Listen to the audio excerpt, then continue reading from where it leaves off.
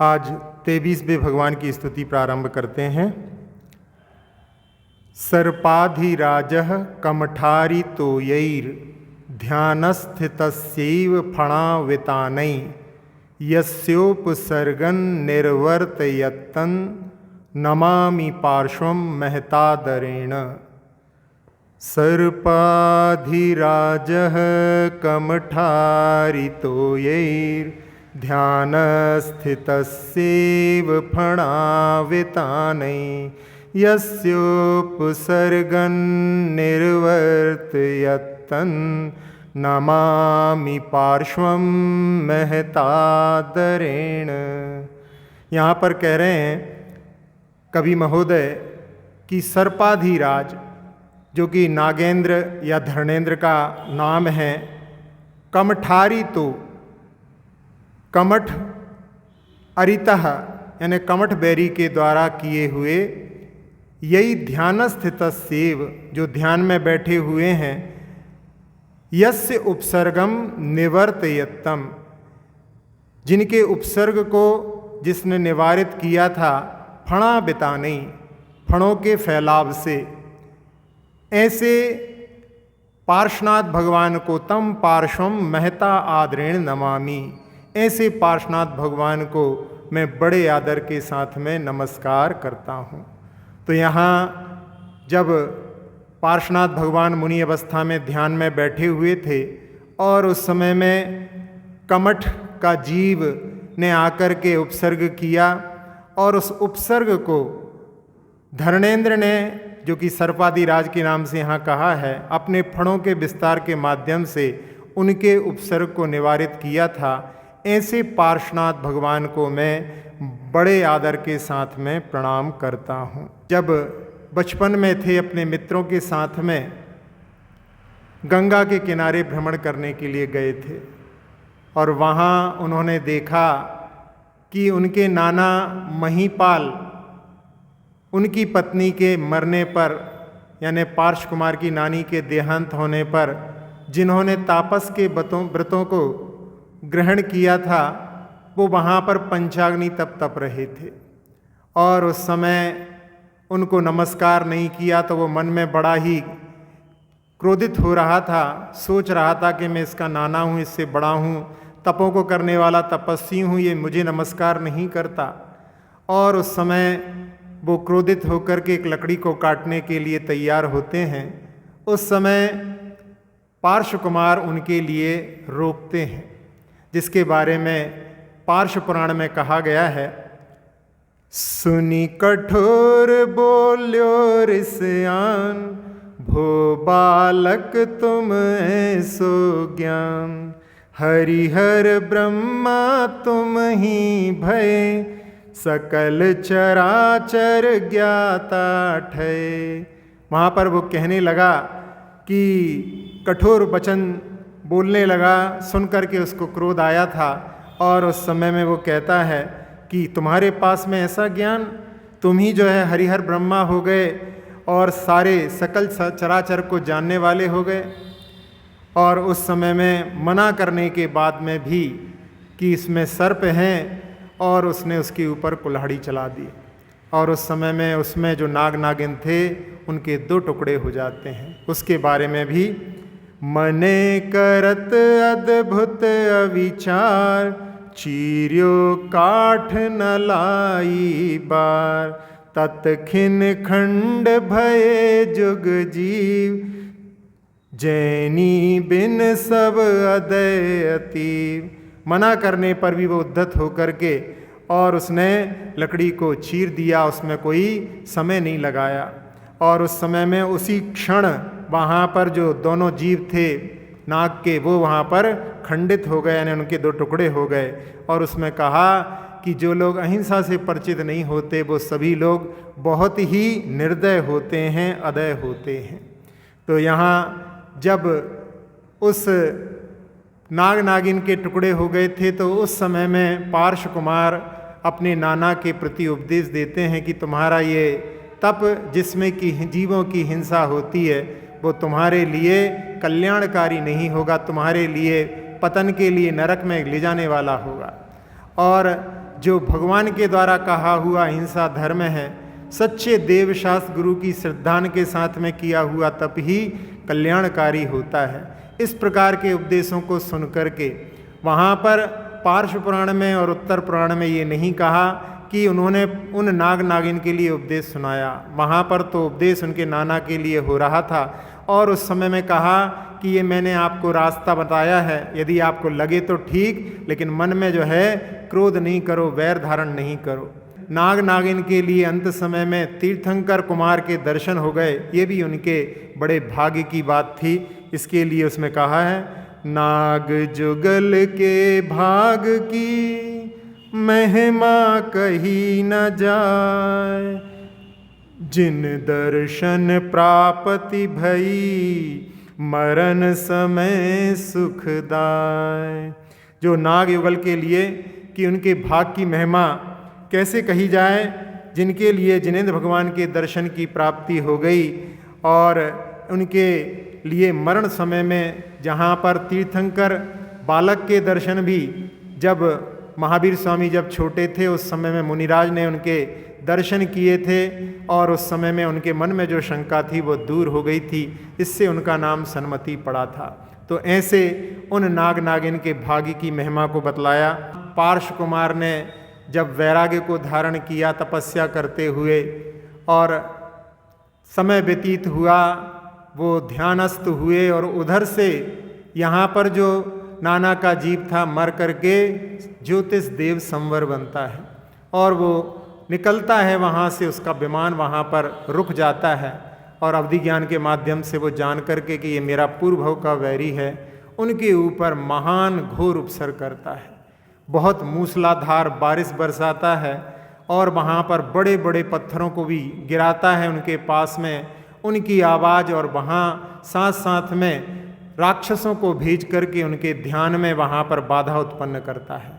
लेकिन वो अपने ध्यान में अडिग रहते हैं और इधर जब धर्मेंद्र का आसन कंपायमान होता है, वो अपने पूर्व भव का स्मरण करके कि इन्होंने हमारे ऊपर उपकार किया है, इसीलिए यहाँ पर इस काव्य में देखें तो अपन जिनके ऊपर उपसर्ग के समय में उस नाग नागिन के लिए सहायक बने थे, उनके उपसर्ग में उनके लिए उपदेश दे करके उनकी अच्छी गति के लिए सहायक बने थे, वो आकर के यहाँ पर उनके उपसर्ग को दूर करने के लिए प्रयास करते हैं। इसीलिए आचार्य गुणभद्र स्वामी ने कि नोपकारम परे तस्माद विस्मरंत्या आर्द चेतसा, जिनका हृदय आर्द होता है, करुणा से भरा होता है, वो कभी भी उपकार को विस्मृत नहीं करते। सज्जन वही कहलाता है जो उपकार को विस्मृत नहीं करते। तो यहाँ उन्होंने उपकार को स्मरण करके उनके ऊपर जा कर के, यहाँ जैसे काव्य में लिखा है कि फणों का फैलाव के द्वारा उन्होंने उस उपसर्ग को दूर किया और जैसे ही उनके लिए ध्यान की अनुकूलता प्राप्त हुई और वो शुक्ल ध्यान में डूब गए, छपक श्रेणी पर आरोहण करके उन्होंने अरहंत पद को प्राप्त कर लिया। यहाँ जो इस बात के लिए कहा गया है कि जो किए हुए उपकार को नहीं भूलते वो कहलाते हैं कृतज्ञ, और जो किए हुए उपकार को भूल जाते हैं वो कहलाते हैं कृतघ्न। किए हुए उपकार को कभी भी नहीं भूलना चाहिए, इसीलिए आप लोग पढ़ते हैं मेरी भावना में हूँ नहीं कृतघ्न कभी मैं। इसमें जो कृतज्ञ होते हैं उनकी ऊर्जा बहुत अच्छी होती है, पॉजिटिव भरे हुए रहते हैं, और जो कृतज्ञ होते हैं उनकी ऊर्जा नेगेटिव होती है। इसलिए अपने को कृतज्ञता से बचना चाहिए। जहाँ अपन उदाहरण देखें, एक कवि हुए हैं भारतेंदु हरिश्चंद्र, वो वैसे बड़े दयालु थे और पहले अच्छी परिस्थिति थी, लेकिन एक बार परिस्थिति बिगड़ी और उनके पास में इतने भी पैसे नहीं थे कि जो पत्र उनके पास में आए हैं उनको वो टिकट लगा करके पोस्ट कर सकें। एक उनके मित्र ने देखा, उसने 5 रुपए के टिकट लाए और सब पत्रों पर लगा करके उनको पोस्ट कर दिया, और जब उनकी परिस्थिति सुधरी वो मित्र आया तो उन्होंने उसकी जेब में 5 का नोट रख दिया। अगले दिन फिर वो आया, अगले दिन फिर 5 का नोट रख दिया। 2-3 दिन ऐसे ही हुआ। उसने कहा भैया 5 रुपए देना थे, दे दिए, अब कब तक देते रहोगे? तो उस समय में उन्होंने कहा कि यदि मैं जीवन भर भी आपके लिए 5-5 रुपए रोज दूं तो भी मैं आपके उपकार से उऋण नहीं हो सकता। ऐसी जो भावना होती है वो कृतज्ञता कहलाती है। जहाँ पशुओं के बारे में भी कहा जाता है कि पशु भी कभी भी अपने किए हुए उपकार को, अपने पर ऊपर किए हुए उपकार को विस्मृत नहीं करते।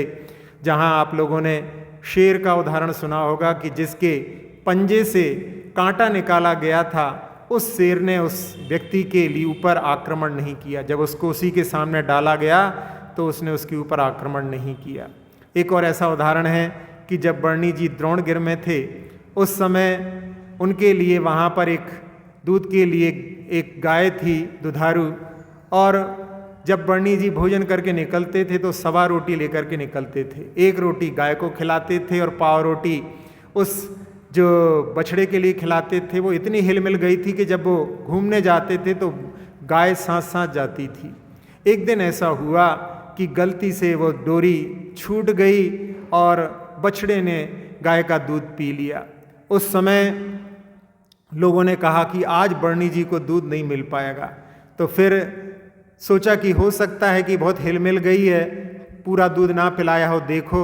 और देखा तो उस गाय ने जो है पूरा दूध नहीं पिलाया था। तो ये बात वहाँ पर कि पशु भी किए हुए उपकार को विस्मृत नहीं करते। तो ऐसी घटना के माध्यम से यहाँ पर अपन इस बात को समझ रहे हैं कि वो धर्मेंद्र ने अपने ऊपर जो किए हुए उपकार को विस्मृत नहीं किया था। इसी प्रकार की एक घटना जहाँ पर उपसर्ग वाली बात है, उसमें देशभूषण कुलभूषण मुनिराज के बारे में, जब वो वंशस्थल पर्वत पर ध्यानस्थ थे, उस समय में श्री राम लक्ष्मण सीता उस नगरी में पहुँचते हैं और वहाँ नगरी के सारे लोग नगर को छोड़ करके जा रहे थे।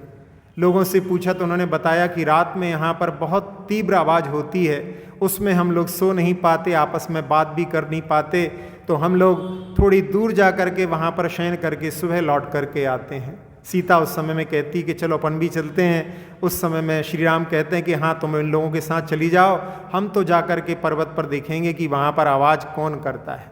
और उस समय में फिर उनकी जो अनुगामिनी है सीता भी पीछे पीछे आती है, और जब ऊपर जा कर के देखते हैं तो वहाँ पर दोनों मुनिराज ध्यानस्थ थे, और उस समय में उनके पास में सर्प बिच्छू आदि थे। उनको देख करके सीता भयभीत होती है। वो कहते हैं घबराओ नहीं, और अपने धनुष के माध्यम से उनको वहाँ से दूर करते हैं। झरने का जल ला करके उनके चरणों का वहाँ पर प्रक्षाल करते हैं और उसके बाद में उनकी भक्ति करते हैं। सीता उसमें भक्ति नृत्य करती है। और जैसे ही रात ढलती है कि एक देव जो रहता है, वो भी ज्योतिष देव रहता है, वो वहाँ पर आकर के और बहुत तीव्र आवाज़ करता है, और उस समय में राक्षसों को भेजता है। उस आवाज़ को सुनकर के पुनः सीता भयभीत होती है। तो उस समय में श्री राम कहते हैं कि महाराज जी के चरणों में बैठो, अभी हम देखते हैं। और जैसे ही वो अपने धनुष को वहाँ पर प्रत्यंचा चढ़ा करके एक बार टंकार करते हैं, और वो देव वहाँ पर उस आवाज़ को सुन करके समझ जाता है कि यहाँ पर अब महापुरुष आ गए हैं, अब हमारी विक्रिया नहीं चलेगी, और वो अपनी विक्रिया समेट करके चला जाता है। और इधर इनके ध्यान में अनुकूलता बनती है। दोनों मुनिराज उसी समय में शुक्ल ध्यान, दोनों मुनिराज शुक्ल ध्यान में लीन होकर के छपक श्रेणी पर आरोहण करके, और उस समय में दोनों मुनिराज एक साथ में केवली हो जाते हैं। फिर चारों निकाय के देव आते हैं और गंधकुटी में श्री राम प्रश्न करते हैं कि इस व्यक्ति ने उपसर्ग क्यों किया था। तब वो बतलाते हैं कि ये पूर्व भव का वैरी है। एक भव में हम दोनों उदित मुदित नाम के मुनिराज थे और सम्य शिखर की यात्रा पर जा रहे थे। रास्ते में एक म्लेच्छ व्यक्ति मारने के लिए आ गया। हम दोनों ने एक दूसरे को साहस दे करके कि अपने ध्यान में लीन हो जाओ, जो उपसर्ग आ रहा है उसको समता से सहन करना है। और उसी समय में एक भीलों का सेनापति वहाँ पर आकर के हम दोनों मुनिराजों की रक्षा करता है। उसमें भी कारण ये था कि वो सेनापति जो है पूर्व में एक पक्षी था। हम दोनों ने उसके लिए, एक शिकारी ने उसको पकड़ा था, हमने उससे लेकर के उसको छोड़ दिया था, तो उसने भी स्मरण रखा और इस भव में आकर के हमारे लिए सहायक बना। म्लेच्छ था, वो मर करके अगले भव में हमारा भाई बना। कुछ कारण से युद्ध हुआ और उसको वहाँ पर पराजित करके भगा दिया। फिर वो तापसी बना, और तापसी बनने के बाद में वो ज्योतिष देव बना। एक बार अनंत वीर केवली से किसी ने प्रश्न किया कि भगवान अब आगे कौन केवली होंगे, तो उन्होंने कहा कि हमारे बाद में अब कुलभूषण देशभूषण केवली होंगे। उस समय में ये ज्योतिष देव भी वहाँ पर सुन रहा था और उस समय में इसके पूर्वभव का बैर को ध्यान में रख कर के इसने आकर के उपसर्ग किया और आपके द्वारा उपसर्ग दूर होने पर केवल ज्ञान की प्राप्ति हुई। तो ऐसी जो स्थिति बनती है जहाँ पर कोई किसी के लिए उपसर्ग करता है, उस उपसर्ग में यदि सामने वाले का पुण्य होता है तो उसके लिए वहाँ पर केवल जो उपसर्ग करने वाला है केवल पाप का अर्जन होता है। जैसे कि पार्श्व पुराण में भी कहा है कि पावक पकड़े हाथ सो अवसी हाथ जल जाए, पर के तन लागे नहीं वाके पुण्य सहाय। कोई अग्नि को किसी के ऊपर फेंकता है तो उस समय में उसका हाथ तो निश्चित जलता है और यदि उसका पुण्य कर्म सहायी हो तो उसको चोट नहीं लगती, लेकिन अपना हाथ तो जल ही जाता है। इसलिए कभी किसी का हित करते हैं तो उसमें किसी सामने वाले का हित हो ना हो, अपना हित तो निश्चित है। पुनः अपन इस काव्य का पाठ करते हैं। सर्पाधिराजः कमठारितो ये ध्यान स्थितस्येव फणावितानै, यस्योपसर्गन् निर्वर्तयत्तन् नमामि पार्श्वं महतादरेण।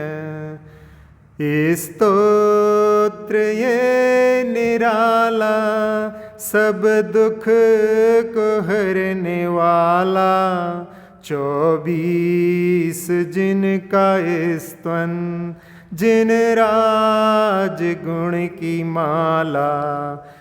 स्तोत्र ये निराला उपसर्ग देव संबर, जब इंद्र धरण जाना उपकृत हुआ था पहले मंडप फणों का ताना।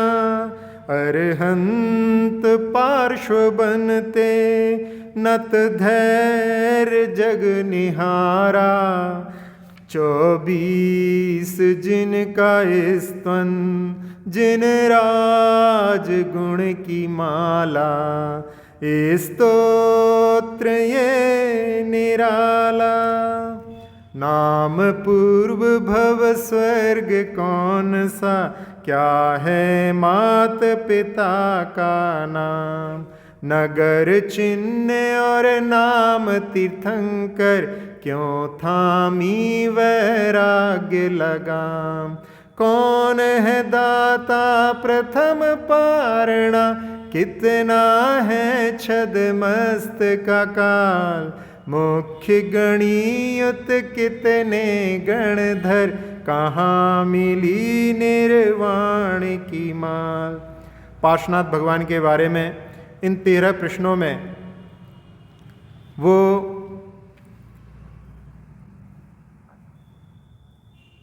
पूर्व में उनका नाम आनंद राजा था, जिन्होंने दीक्षा लेकर के 16 कर्ण भावनाएं भाग करके तीर्थंकर प्रकृति का बंद किया था। और जिस स्वर्ग में वो गए थे या जहाँ से पार्श्व कुमार आए थे वो प्राणत स्वर्ग था।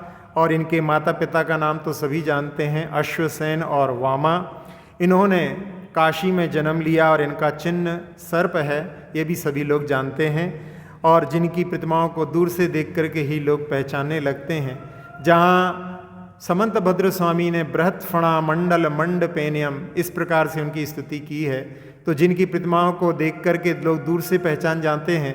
लोग कई बार अपनी बुद्धि के अतिरेक में या बुद्धि का सही प्रयोग न करने के कारण ऐसी मूर्तियों को पूज्य नहीं मानते, मुनि अवस्था की मानते हैं। ये उनकी जो है बुद्धि का अजीर्ण का ही प्रतीक है।